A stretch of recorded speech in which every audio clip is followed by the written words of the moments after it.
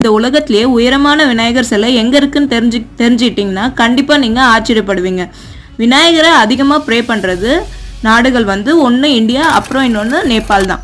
அப்போ நீங்கள் கெஸ் பண்ணியிருப்பீங்க இந்த சிலை கண்டிப்பாக நேபாளில் தான் இருக்குது அப்படின்னு. ஆனால் அதுதான் இல்லை.